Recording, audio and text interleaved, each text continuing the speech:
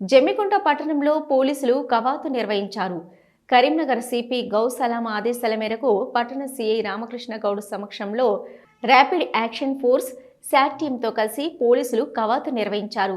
పట్టణ police station నుంచి ఈ కవాతు గాంధీ చౌరస్తా బస్టాండు ప్రధాన కూడళ్ల మీదుగా కవాతు నిర్వహించి తిరిగి పోలీస్ స్టేషన్కు చేరుకున్నారు.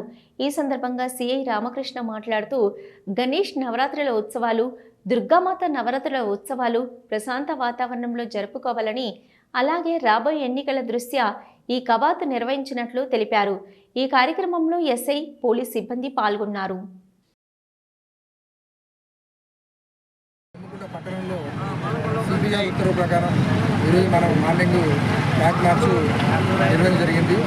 ఈ యొక్క ఫ్లాగ్ మార్చ్కి ఆర్ఐఎఫ్ ఇన్ఛార్జ్ తరఫున అడిషనల్ గారు, సిఏ గారు, వాళ్ళకి టీము, అదేవిధంగా మన జిల్లా పోసినటువంటి శాట్ టీము మొత్తం దాదాపు ఒక 60 మంది కలిసి ఈ ఏదైతే ప్రభుత్వ మాంగర్ ఏరియా ఉందో ఆ ఏరియా మొత్తం కూడా మనము ర్యాలీ నిర్వహించలేదు.